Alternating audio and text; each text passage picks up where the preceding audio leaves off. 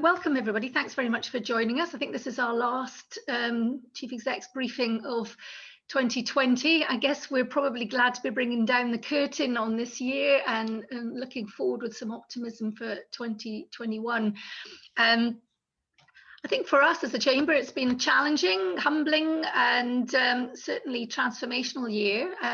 We've seen a lot of painful experiences from our members, and also some real opportunities as businesses have pivoted and found new ways of working. So I think it's been a bit of a mixed bag. I'd plan to say a couple of words about Edinburgh and put it all into context, but I am very aware that Adam needs to head off at 10 o'clock. We've got Elin Williamson, who is the, I can't always get this title right, Business Growth and Inclusion Senior Manager at City of Edinburgh Council. So she's going to be joining us after 10 o'clock to give us an overview of Edinburgh.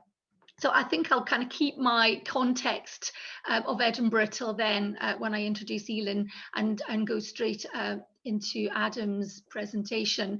Just a bit of introduction to Adam. I mean, we are really proud to be part of the British Chambers of Commerce network. That's about 52 of the larger chambers across the UK. And I have to say, under Adam's, I can never say this, indefatigable leadership, we've really made such a difference.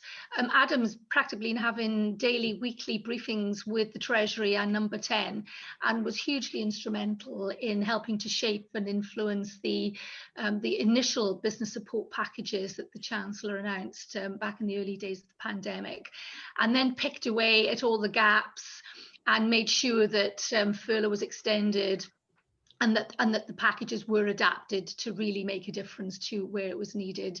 So phenomenal amount of work being done by BCC in that area. And also with Brexit now coming back into our radar, having been quiet for the last few months, Adam and his team has done a phenomenal job supporting the Chamber network in our Brexit preparedness. I don't know how many of you know, but we have an office at Livingston that deals with import and export documentation. And we've recently launched our new customs declaration service, largely as a result of the work that BCC has done through Chamber Customs. Hopefully you're going to be touching quite a bit on that, Adam. I know from our own experience, there's an increasing build-up of anxious phone calls from exporting businesses who have yet to find out quite what they need to have in place. So we are expecting a bit of a tsunami between Christmas and New Year, whether we get a deal or not, as businesses have to change the way they export and import from the 1st of January. So it'd be good to get your thoughts on that and where we are after the kind of dinner last night in Brussels, and still there seem to be some very large gaps. I also note very quickly that ONS published their GDP figures this morning. I see that we've made a modest growth in GDP in October, but it's a slowing rate of growth. So maybe if you've got some time, you might want to talk us through how you see the economy growing now that we've got a vaccine in place. And we're all looking with more optimism to 2021, but we're about to be hammered with the Brexit issue as well. So I'm going to stop there, hand over to Adam, and I'll pick up again afterwards. There will be an opportunity for Q&A. Brilliant. Thanks very much, Adam. Thanks, Liz, and thanks everyone for joining us this morning. You may have seen just a couple of minutes ago that my internet connection went out very briefly. My apologies if it happens again. I will return as quickly as I can. We've got about a half hour together in total, or 25 minutes or so together in total this morning. And I only want to speak for part of that time because I'd much rather have, if possible, an interactive conversation with you to make sure that we at the British Chambers are doing absolutely everything we can to represent some of the concerns, interests and issues that you have as businesses operating in Edinburgh and the wider city region, rather than just parrot back to you some of the things that you may already know. For me, these kinds of conversations are at their best when we have a chance to really discuss what's going on, because as Liz says, we do have an opportunity on behalf of the whole of the chamber network, 53 chambers in all parts of the UK, representing businesses with 6 million employees between them, to really put the voice of the private sector forward in conversations with government. Just briefly, I'll touch on COVID, Brexit, and the future, and then we can get into a bit of that conversation, if that's okay. On COVID, I have a bunch of briefing notes from our team about what we did early on in the pandemic, but I feel that in business years, that is now a long time ago for all of us. If I look ahead, the question I've got right now is about cash flow for firms during the first and second quarter of next year. There have been a lot of companies who have kept going through the course of the pandemic, who I think now are at the limits of what they can do. And unfortunately, I think from January to March of next year, we will see some of those businesses facing significant difficulty. We also have things like the end of the furlough scheme coming in March, the end of some of the business rates holidays that both the UK and Scottish governments put in place in order to support certain sectors. And of course, all of the VAT deferments and loan repayment deferments that we've seen over time, well, those are just deferments, and eventually all of that stuff comes due. So my big concern is and remains around the question of business cash and cash flow. So it would be interesting to hear if colleagues feel the same, seeing what you do on the ground in Edinburgh. When we look at the support that's been available to businesses to date, there's been a lot in terms of their employees via the furlough scheme, but I think comparatively less on the cash side, hence my focus on it and trying to see what else can be done. And I know that at Scottish Government level, the Chamber will be looking very carefully too at the various targeted reliefs and supports that are being put in place at Holyrood too. So that is, a big part of our focus just at the moment. The other part vis-a-vis COVID for me is really around making sure that businesses can open and operate. And if I were to say something perhaps slightly controversial, I think that has been an even trickier topic in Scotland than it has in some other parts of the UK. We've seen some summary decisions from the Scottish Government, for example, extensions of closures and things like that with very little notice that have been very, very difficult for companies, particularly in the hospitality sector. But of course, the supply chains of those sectors are affected as well. But I think in all parts of the UK, there's this tendency by governments to sort of treat businesses as if they were light switches that could be turned on and off at will, and don't understand the collective impact of doing that on a repeated basis to us. So my big priority around the pandemic going into 2021 is how do we help as many businesses as possible, not just stay open, but also rebuild their demand, because that's where you sort the cash flow problem out ultimately. Yes, we'll continue to campaign for more support for businesses and for as long as it is needed, but no amount of support can ever really substitute for a business being able to function normally and open as normal. So that is a big priority for us. It is not an ideological one. It's not a pro or anti-lockdown stance. It's a question of how do we get to a point right now where as many businesses as possible can operate. We set out as the British Chambers of Commerce 5 tests for governments across the UK. We said, first of all, that there needed to be a clear evidence base for any restrictions that were being put in place on businesses.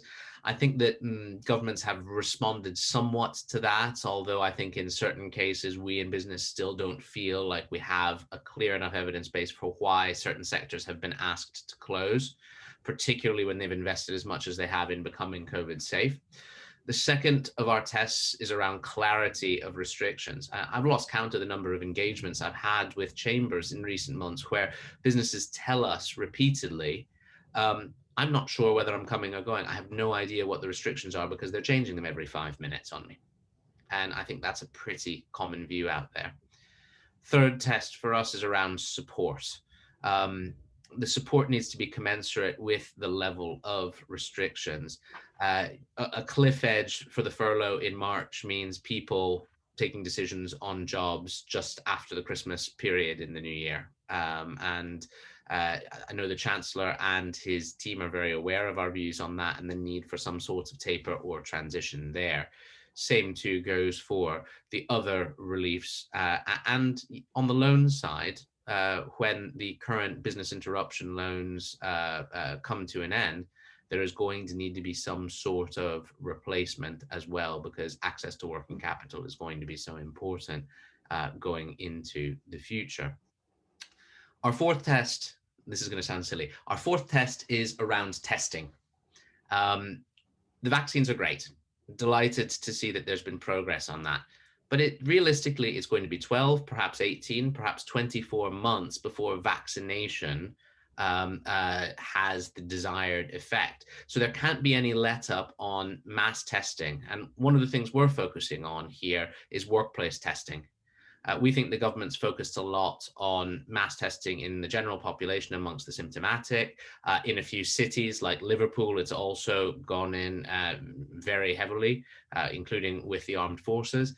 But for us, the question of workplace testing is still there. If businesses had access to inexpensive testing that plugs into NHS systems across the UK, we could reassure workforces and keep as many businesses as possible open, and also ensure that any closures are far, far more targeted. And then our final test for all of this is, how do we get out of it? What is the longer term strategy? We can't just keep ping-ponging through fortnight-long periods in the English example where decisions are being taken on revisions of restrictions, or from First Minister's press conference to First Minister's press conference where decisions are being taken as well on restrictions. We need a longer term view as businesses. I think we're starting to edge out the time horizon a little bit more, but I think there's still some way to go. So we will continue campaigning on the basis of those 5 tests. And as well on the importance of looking ahead beyond March on the question of cash and working capital. On Brexit, guess what, everyone? You know as much as I do from the reports in the papers this morning. The scallops and turbots didn't go over particularly well last night, and they are still no closer to an agreement. It is still very much the position of the British Chambers of Commerce and the whole of the chamber network that the vast majority of businesses would like to have a UK-EU agreement as the basis of future trade and a future relationship. But we've placed as much of our emphasis as we possibly can on the precise, clear detail that businesses need in order to deal with any of the changes they may have ahead of them, deal or no deal. And in so many areas, the UK government has patently failed to provide businesses with the level of clarity and detail that companies need in order to take decisions that may affect them for a very, very long time to come. I'm in a weekly meeting with Michael Gove as the Cabinet Office Minister on these types of issues, and I never tire of making the point in that conversation that it's no good publishing government guidance if all that guidance does is put a load of words onto a website that businesses can't actually use to make decisions. And I think, unfortunately, that still remains the case in a lot of areas for companies trading across borders. Some areas better than others. I think the Information Commissioner's Office has done a better job on saying what would happen on data in a deal or a no deal scenario. Obviously, we would like an equivalence decision, but a lot of you will hold EU customer data and be unsure of what to do. But the ICO, I think, has done some reasonable work on that.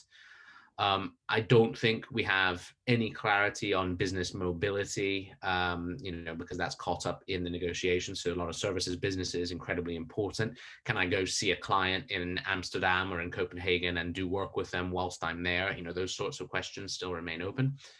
And on trading in goods across borders, there is a list of questions longer than both my arms that I could put in front of you on everything from techie stuff like rules of origin through to who actually makes the decision to release a consignment at the gate of a port. And if one person doesn't take that decision, what's the backup in logistics system that we then have to deal with thereafter? Those are the kinds of details we're after. And we've taken as Chambers of Commerce a non-ideological and pragmatic view on this. This is coming at us. We're not going to pass judgment on it. It's happening. So if it's happening, give us the details. Let us prepare properly. It's very, very late in the day, and we're going to need some easements in the new year, some simplifications in the new year if we're going to adjust to this, regardless of the scenario. So finally then, just looking into 2021, into next year, I've been pretty pessimistic up till now. I hope no one has sort of given some thought to self-harm or anything like that, just because there is a lot to worry about. But in all seriousness, I think we can look forward to a better year next year than we have had this year. I think that the vaccination program, if the UK continues at pace, will be one of the earlier countries to have vaccinated a significant proportion of the population. That in turn allows significantly more economic opening. Also on the plus side, the number of businesses who have successfully transformed themselves over the course of the pandemic, done things differently, found new markets or new business lines, and are now in a position to build those is significant. And my hope is that when we go into this year, we'll see a bounce back in a number of sectors that have been impacted by the pandemic and that sort of off-on light switch, but that we'll be able to keep working for longer periods of time, and we'll see a GDP bounce to go along with that. All that being said, there are some things that are important. Clarity on the terms of trade remains important. Generating confidence amongst businesses and consumers that government has a grip of both the COVID and Brexit situations is also important. And I know in many of our chamber conversations, that confidence is still not yet in big enough supply. So confidence is my wish for us all for the new year, as well as that precision and clarity that all of our businesses need. And with that, Liz, I'll stop. I've probably wittered on for longer than I said I would. Not at all, Adam. I'm sure that you've probably just scratched the surface of many of the issues. Thank you very much for that. I'm just going to open it up. I'm sure what you said resonated with many of our guests this morning. So does anybody want to come in with any comments? I mean, I'm going to kind of kick off a little bit. I mean, you touched that Scotland seems to have had it slightly tougher. And I know there's a degree of frustration. Maybe Elin can pick this up, but with Edinburgh particularly remaining in tier 3, I think this is kind of probably the last straw for many businesses. And it's disheartening, I think would be the right word. You know, the government had set out a national tier system. There was criteria set. Edinburgh fulfills every single criteria to be in level 2. Yeah. And we're not. And then we thought, well, is it about maybe demand on the hospitals? You know, maybe the hospitals are overwhelmed, so therefore they're keeping us in tier 3. We've looked at the figures. In Lothians, there's something like 587 available COVID beds. It's anticipated that 112 of those will be filled by the 21st of December. In terms of ICU, I think there's 27 available beds, and it's likely to be 11 by the 21st of December. So there's not an overwhelming demand. So we have to ask ourselves, you know, why is this? Because I think the city centre particularly, really, really struggling.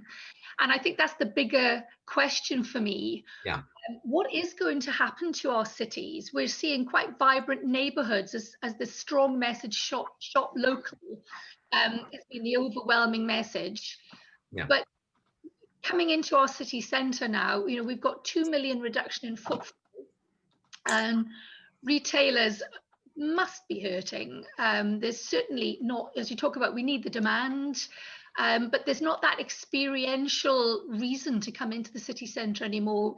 Having a glass of wine, staying for lunch, or having a meal in the evening, going to an event. These things are denied our city centre, and I wonder, will our cities recover? Yeah. As the places that create the heart and soul of our kind of economy, yeah, attract the talent, attract the investment, and all the things that make us a successful city. I just on both of your points there, Liz, on Edinburgh being in tier 3, one thing I've noticed in common in all 4 nations of the UK is that even when criteria have been set out for the decisions, at the end of the day, they're still political. And I am sure that people in Holyrood are sat there right now saying we can't have Glasgow in tier 4 and Edinburgh in tier 2. And they've taken a political decision on that, just as we've had political decisions down south with particular areas entering tiers that didn't match the criteria that were set out by the government. So I think every chamber has to keep pushing on those facts. If you've set out the criteria, tell us why you've taken this decision. If someone comes back and says, we took a judgment call, that's it. At least they've answered the question. But I think politicians in all 4 nations of the UK haven't answered that question when posed to them by business communities. So it's one for continued pressure. On the point on city centres, I couldn't agree with you more. And I talk regularly about Edinburgh along with a clutch of others who are having the greatest difficulty with the decline in demand and the decline in number of people in our city centres. So Edinburgh, London, Manchester are my biggest 3 concerns in that respect. Then you'd have places like Leeds, Birmingham, Glasgow as well, who'd also be on the list. Sorry, Glasgow is in the top list along with Edinburgh. I don't know if you've seen a corresponding increase in demand in peripheral areas or peripheral centres that we've seen in some other cities. You've got effectively a donut effect where you've got the outer ring, wherever there are services, doing fairly well close to residential areas, and then you've got the city centres and the concentrations of offices really struggling. One of the reasons we push so hard on mass workplace testing is it allows office environments to reopen. And one other thing which really, really concerns us is that the public sector, which also constitutes a fairly significant chunk of office users and office accommodation in many of our big city centres, our observation has been that they have been amongst the last in returning to the office when lockdowns have eased previously. And then, of course, that has a knock-on impact on all of the businesses in those city centres. So I think there's also a question of, if there is a point when restrictions ease, encouraging return of public and private sector businesses to city centres where it's safe to do so and where it's possible to do so. Otherwise, that muted demand is gonna be with us for quite a while. One of the solutions I think we're likely to see more residential in city centres in future in order to get to the point where you can sustain a lot of the local services with the resident population. Edinburgh's in a better position on that already than I think some other cities are. But others have more ample land in city centres and have an easier time with residential conversions and lower prices than you. So I think it will be a particular challenge. And I think it's a 5 or 10 year set of changes, and we don't yet know where it's going to land. So thanks very much. I'm just looking at some of the chats there. I don't know if anybody wants to come in and make a comment. I mean, I do think this city centre issue is one that we need to put a lot of time and effort into figuring out. I think there's going to be a reimagining. And you talked about, kind of improvements and vitality in this donut shape. I think we probably are needing to reimagine our city centre. I mean, Edinburgh has a higher proportion of residents than most cities, but I can see more residential coming into the city centre. Potentially, the buzzword at the moment is this 20-minute commute as we move into our green, recovery, looking at how we get people living and working within that 20-minute commute communities. So I think the city centre is something I'm very, very passionate about and very, very concerned about. We've set up the Edinburgh Business Resilience Group. We had our first meeting last week, chaired by Ian Marchant, who's the former Chief Exec of Scottish and Southern Energy and currently Exec Chair of Thames Water. So we've got a brilliant number of people, quite senior, but also small, cross-sector. There's about 50 odd people in the group. It's an open group, so if anybody wants to join, please contact us. That's the beauty of, this digital transformation that we've been pushed into adopting during the pandemic, is that we had 40 odd people on the call, which we wouldn't have managed to get in a room. So we'll probably continue the group as a virtual group for the foreseeable future, breaking into smaller, what we call task and finish groups. But it's really important that we have a strong voice and a united voice, and that we understand a real narrative and what we want Edinburgh to be. And I think this is about being collaborative with government. This isn't going in and making too many asks or being overly critical. I think this is how will government enable businesses to provide solutions. Yeah. Because we are the people who understand how we're being affected, how the economy is changing, and we need to get that message to government. Liz, I see points from colleagues as well coming in around hospitality, around tourism, and it comes back to this light switch on-off problem that we're all facing right now. And I think we need to continue to make that point to governments all across the UK. That businesses simply can't survive this very long. I mean, if I were to take the light switch analogy to its natural conclusion, we are the light bulb as businesses, and the filament can break if you turn the switch on and off too many times. And looking at what colleagues are saying, Stephen's saying you can't plan ahead more than 2 weeks. Andrew's saying, mothballed until March because there's just literally nothing you can do. This is really what's concerning me. It's the inability of businesses to operate in anything close to normal conditions that is causing so much uncertainty. And my question back to governments is this: if these businesses have become COVID safe, if they have done everything to follow the regulations, why can they not operate? Give us the details and the data as to why you've taken that decision. If you don't do that, you're taking an arbitrary decision, and we are going to suffer as a result, and then communities suffer as a result because the jobs disappear. And I see Arthur's point as well on levels of business support. I don't know what it is. Both the UK and Scottish government seem to think that £2,000 to £3,000 as a grant for a month suddenly magically replaces takings. For a lot of businesses, it would just pay the energy bill or pay one of the big fixed costs that they're facing right now. So I think there's an unreality about the level of support that is out there for businesses that are shut or severely restricted, and it's not adequate to the level of disruption and the level of loss that those businesses are taking. And I think that's a really good point you've made about the evidence and also the steps that businesses have taken to be safe. I mean, if you look at Public Health England, they've produced sort of almost a league table of where transmissions taken place.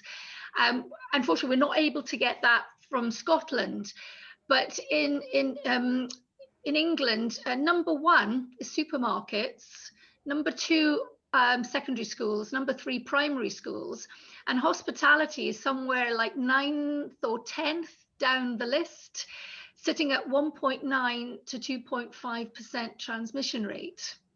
So we are not seeing the evidence to back up the decision making. And I know the First Minister was quoted as saying she'd rather save a life than a livelihood, or rather lose a livelihood than a life.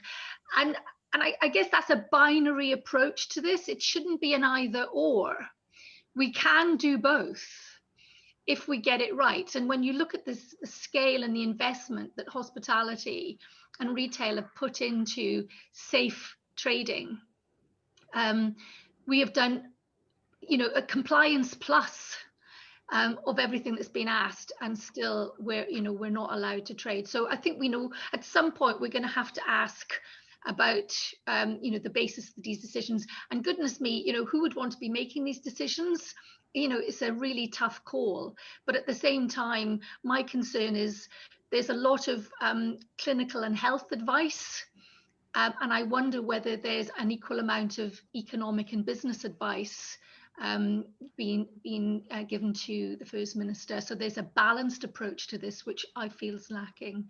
So I feel I'm hogging here. So if anybody else want to come in with any points? I obviously work in house building, Miller Homes within Edinburgh, and I think there's just not a level playing field now across the other sectors. We are doing quite well because we agreed quite a detailed restart programme with the Scottish Government through Homes for Scotland that allowed us to get back on site, helped by the fact that we're primarily outdoors anyway when you're building a house. You don't build them in a shed or in a factory these days yet.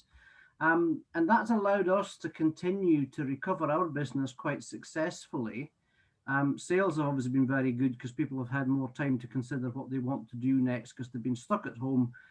They've also been thinking, well, now's a good time to move. We've not spent as much money, but that doesn't help the wider economy within Edinburgh, especially in terms of hospitality, because we are a big hospitality centre, a big tourism centre. So that was my point. That's just how we try to level that playing field, because as I say, the construction sector has managed to get COVID safe, and we still have flare-ups on sites where people contract COVID-19 and we have to go through a deep clean process, but it's being managed. So I don't see why we can't have the same equality across the economy. Yeah, and I think these are questions that as I said, we've set up the Edinburgh Business Resilience Group, and I think it's about having a real narrative and then a very clear one voice, one very, very strong voice as the city comes together to say that this is the context of what's happening here, and this is where we want to be. How do we get there and help businesses enable this recovery? Because at the moment we feel we're not really being consulted with. There's not an opportunity to put forward how we're operating. I mean, there was, you mentioned hospitality. There's a group, I think 5 major hospitality groups got together just at the end of the summer, and they looked at the 1.8 million people they'd served in the few months after they reopened. They'd had about 7 cases of COVID that had been picked up through track and trace. So 1.8 million customers served and 7 cases. So I think there needs to be a message that I think there's this project fear. You're making people fearful of going into the city centre, fearful of being out and about and going into hospitality. And I think we need to really change the language we're using at the moment. Adam, I'm very. Oh, Fiona, did you have your hand up there? Yeah, I did. Thanks, Liz. I think one of my concerns is that we're now almost at Christmas time. We're sort of 3 to 4 months away from springtime, which I understand is going to be such a difficult time for businesses, as Adam's pointed out, from that cash flow point of view. But I worry that there's very little that the government are going to do to change what they've done so far. And whilst it's right to keep lobbying and it's important to keep lobbying, I think we need to look forward as well. And they've been extremely strong on their messaging about what not to do. I think one of the things for me that we really need to push them on is that they need to be equally as convincing when it comes to the economy coming out of this, and encouraging people in hospitality and encouraging people in transport, encouraging people that it's safe to do things. They have to get that messaging across as convincingly as they have with everything else. Totally agree with that, Fiona. I think that the economic messaging from all governments across the UK has been poor in relation to the public health messaging. Beyond a few vague, yes, we know businesses are having some pain and we know we need to help them get back on their feet. That's sort of been it. And if I look back at the very first points that both Louise and Susan put on the chat, it was about, how do you get that encouragement and that support and momentum behind returning to central Edinburgh, returning to office-based working, etc. We'll have had a lot of guidance, as you say, Fiona, on what not to do in those contexts, but very little support on what to do in those contexts. Where's the plan for a safe return to city centres, for example, that governments are putting forward? Individual businesses are doing everything they can. A lot of landlords and tenants have taken steps in office premises to do everything they can. But where's that backing and encouragement? So I couldn't agree more with the point you've made. Thank you very much, Adam. I'm just very aware of time ticking by. We've gone over by about 7 minutes, and I'm sure you've got to prepare for your board. Can I just say thank you very much on behalf of everybody? As always, you come with some very, very clear points. Your knowledge and engagement has been, just extraordinary. And as I say from at the start, we're very proud to be part of the British Chambers Network and what you've achieved in the last 9 months. Thank you very, very much for joining us this morning. Real pleasure, and I hope Edinburgh leaves Tier 3, just as London, where I'm sat right now, unfortunately it looks like it's going into the English Tier 3, which is far worse. So hopefully it'll be a better new year for all of us. Wishing everyone a really happy and safe holiday season. Thanks very much, Adam. Thank you. Picking up my sort of comments at the beginning, we've got Elin Williamson, who is the Business Growth and Inclusion Senior Manager at City of Edinburgh Council. I know, Elin, you only joined this role, I think it was January, February this year. So what a time to come into a new role. I'm not sure that you've even actually managed to get into the office yet, Elin. So an extraordinary time to take on a sort of an economic, because essentially in old money, your role is sort of the old-fashioned economic development officer. So what a time to come in and do that. I know you've joined us a few times. So looking forward to an update. I mean, it's kind of slightly depressing reading every time you and I have a catch up. Unemployment claimants still sitting at about 200% growth, must be getting close to the 20,000 mark now for unemployment. We've shared a number of times, the 90% drop in city centre footfall, and the impact that has been having on businesses. I know you've been responsible for handing out the grants, not an easy job.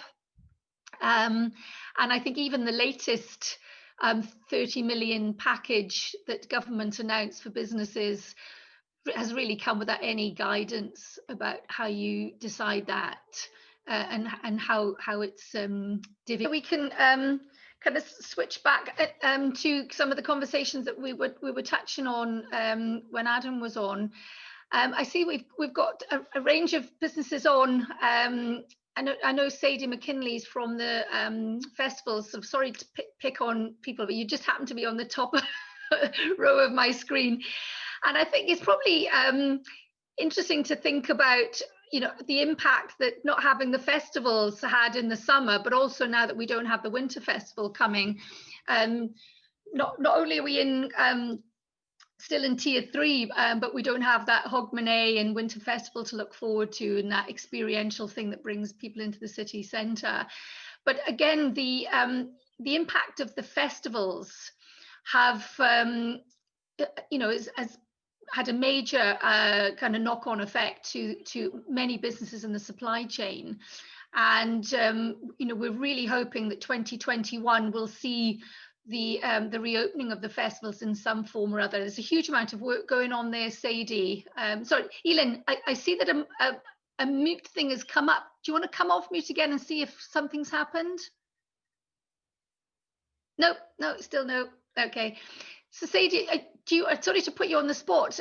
Is there much happening in terms of funding coming into the festivals, and can we feel confident that festivals are likely to be open in some form or other in the summer? Yeah, morning, Liz. We're just actually starting to have conversations with our private donors and supporters who have kept with us all the way through this past year about 2021. I think just to say a bit about what the on-off thing was, it doesn't really affect us at the moment, this light switch thing, because obviously we're not operating, but if you get to August and we're still in this same situation of short notice shutdown, we have a 3-week trading period, really.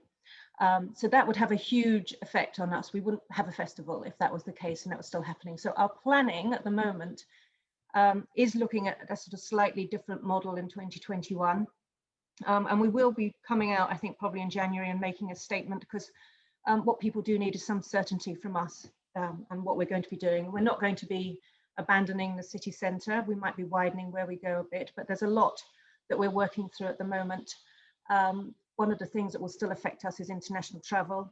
I think the big orchestras, the big companies that will come over, we don't know how that will be. So we're trying to create a festival now that will be robust for August, really. So, and of course, there's a knock-on effect of everything. As you say, having the festivals, it affects the hospitality trade in particular, bringing people into the city centre. So I can't say what we're doing yet, and I think that's Fergus's role to talk about that, but it's definitely a plan and definitely an intention that there is something there in August from us.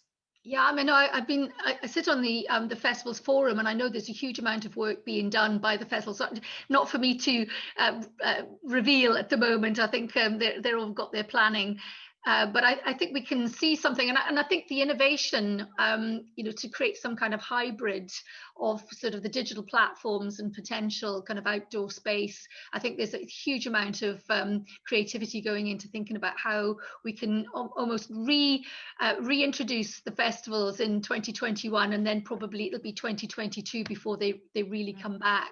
And of course, again, 2022 is our 75th anniversary as well, so that's a really big moment for us, So gosh, that'll be big incentive to get back. But I know that with the tattoo, they've taken the bold step of selling tickets already, and I think they've sold something like 60,000 tickets within the first few days of them being on sale. And I think a lot of that relates very much to the model they're using about creating bubbles.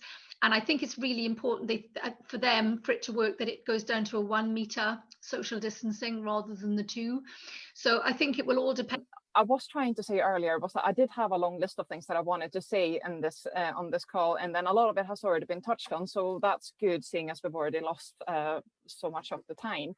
A couple of the key things that I wanted to pick up on just was the tier 3 discussion, whether we're the move down to tier 2 and all that. I do think that it does tie in with the light switch discussion that we had as well. Now, I am as disappointed as anyone that I can't go out for a meal later, and I'm absolutely heartbroken for the businesses that are having to sort of work through this. And I think that one of the big problems that we are seeing is that because everyone is feeling like, well, we're doing the right thing, and yet we are not getting the reward, so to speak, i.e. moving into tier 2 and less restrictions. People are feeling it's demoralizing, both for businesses and for individuals. I'm seeing more and more individuals just basically going, well, we're never going to move anyway, so I'm just going to start breaking the rules anyway, which isn't what we're trying to achieve either. And what we've been trying to feed back to central government is especially that, people need some form of encouragement. If you're wanting them to continue follow the rules, so to speak, then you need to give them something in return. And so far that message hasn't gone through. We were disappointed. I don't know if you've seen the message coming through from the from Adam McRae and Cami Day, both being extremely critical of the decision not to move into tier 2, and not just that, but also the fact that we're sticking with the very strict rules for tier 3. As Liz was pointing out, there's not that much transmission in hospitality, so why can't we? I can understand perhaps the no drinking, but restaurants closing at 6 o'clock, it makes no sense. I think especially in this time of year as well, people do need that kind of extra opportunity to meet with others outside. You can't have people in your own home. You want to meet with your friends and family, and outside isn't exactly the right environment for it either. So we're continuing those discussions, and all I can say is that is the main things that we're trying to focus on. But I am curious to hear what people's thoughts are as well around sort of how do we combine that with the avoiding the light switch effect as well, because my big fear is that if people we go into tier 2 and then 2 weeks after Christmas back up to tier 3, how would that impact businesses? Would that have a even more devastating effect? And I suppose it's a question to you, as you are closer to that than it is for me. The other thing I wanted to pick up on as well was I think Arthur had made a comment around the support package that was announced yesterday, and that is something that we are still working with. Some of it we had some insight into, and some of it was new to us as well. So we're trying to work with internal teams, with Scottish Government, with other local authorities to understand how do we best get that money out to businesses as quickly as possible, and making sure that it doesn't stop, that it doesn't kind of get stuck in the pipeline. We had some plans for the discretionary fund, which was announced a couple of weeks ago, but some of that is now being covered by this funding. So it's going back to the drawing board and making sure that we are supporting those businesses. We're very, very aware that there's a large number of businesses that have fallen between the cracks in all the various support systems, and it's trying to make sure that we can help those businesses as well. So I feel like I'm just rambling on a little bit, just trying to summarize what I was going to say in half an hour in 5 minutes. But I suppose that's probably it around the businesses. As Liz was saying, the strong sort of tourism and hospitality sector is absolutely one of the biggest sort of issues for Edinburgh. I think I had a conversation with the Royal Bank of Scotland the other day as well. Thank you, Liz, for putting me in touch with them as well. We discussed business failures as well, and what they are seeing is actually an increased number of business failures, where businesses simply, it's not necessarily about cash flow issues. It's actually around, we just don't know if this is going to be possible to continue in the longer term, which we obviously find extremely sad and disappointing. And we're wondering how we can help businesses get that motivation back as well. So it's about, you know, businesses that are on the breadline. They are managing, they are surviving, but there's just not motivation to do so anymore because their future is too uncertain. So we're quite keen to try and understand how we can work with those businesses to support them as well to get through this. Sorry, I think that's a point I just would like to come in on. I mean, we've been speaking to the banks, and they have said they're seeing higher than expected levels of business failure, and it's increasing, and we haven't even reached the peak yet, which will happen in the first quarter of next year. So we're already at 200% growth in unemployment, so close on 20,000 additional jobs. Scottish Government has announced this sort of 60 million package for the youth employment scheme to try, and they've guaranteed that all young people will have an opportunity to get into jobs, education or training. I guess the challenge for government and the City Council is that, you know, where are these jobs going to come from? And I feel that, and you know, probably not, you know, pointed at you, but I do feel that the feedback we're getting from businesses that this administration is not business friendly. It is not really understanding the issues that businesses are facing, and jobs are being lost, businesses are being lost. This isn't going to be a V-shaped recovery. This is going to be a long, slow climb out of this. So we've got an additional 20,000 unemployed in the city. We've got the school leavers that came out before the summer that probably didn't get jobs or even temporary summer jobs. And before long, within a few months, we've got the next tranche of school leavers coming out. Where is it, you know, how are we guaranteeing these people jobs and opportunities if we do not have businesses that are viable and sustainable? You are hitting the nail on the head, Liz. That's exactly the same questions that we're asking ourselves as well. I think it's fantastic that the government are putting that money towards employability and employability work, but you're right, if there are no jobs for young people to go into, if there are no businesses to employ those young people, then it's a futile exercise. One of the key things that we're trying to work on as well is the longevity of it, is understanding what it's great getting a young person or any person a job experience for 6 months, but if that's it, then what next?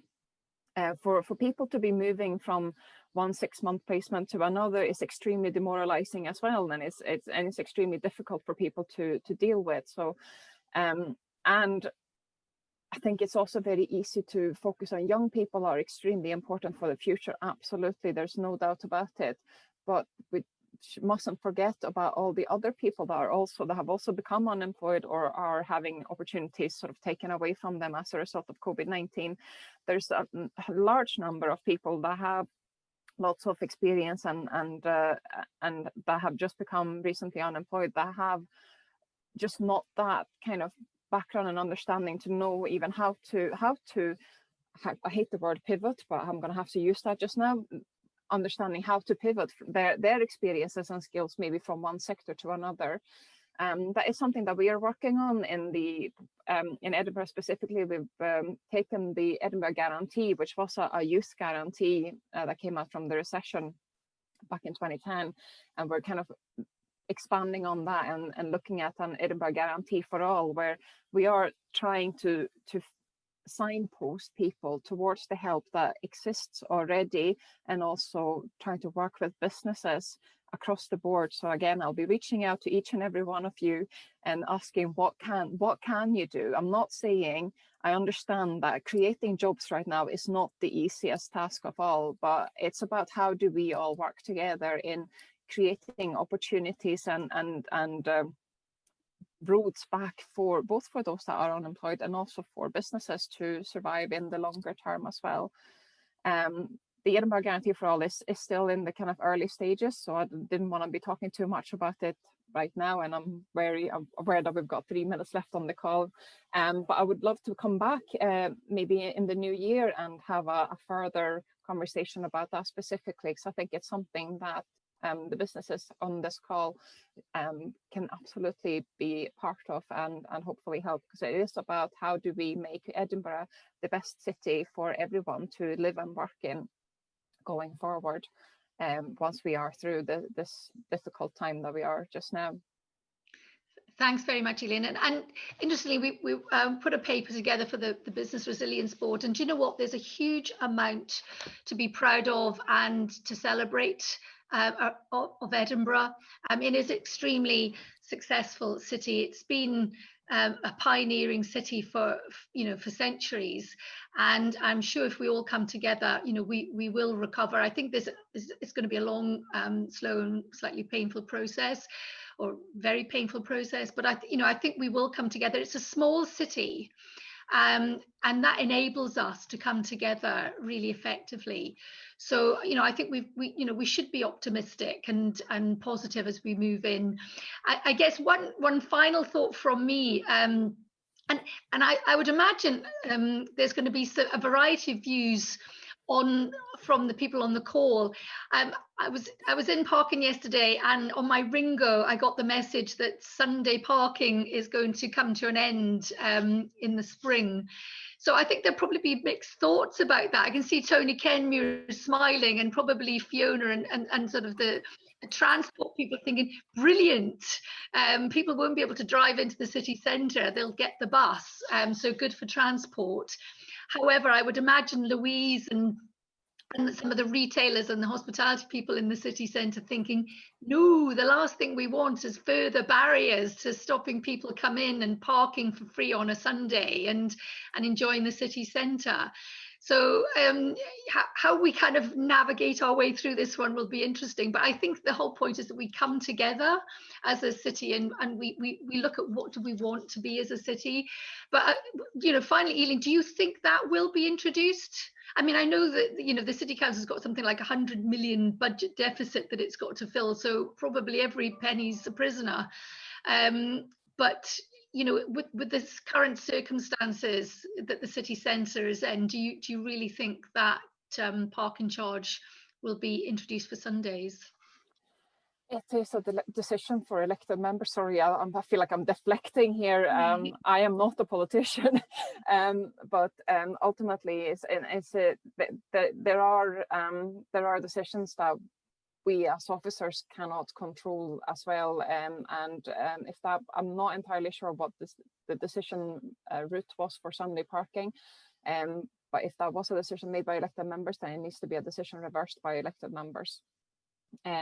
It is, I know that there are continuous discussions around kind of parking charges. I actually believe that there's a motion to full council today suggesting a waiving of it. I think that the difficulty as well is trying to combine the wider goal that we have as a city to achieve the carbon neutral by 2030 with sort of issues around the current Scottish Government recommendation of not using public transport. Obviously leads to people wanting to use their cars. So it's a tangled web, and I believe that Paul Lawrence was here a couple of weeks ago as well, talking about the Spaces for People program that has been put in place as well. So it's around trying to find that balance in how do we encourage people to still move around freely in the longer term, using public transport or using bikes or even walking when possible, with also ensuring that businesses are getting the footfall that they need, getting people into the city centre and indeed out to the local centres as well.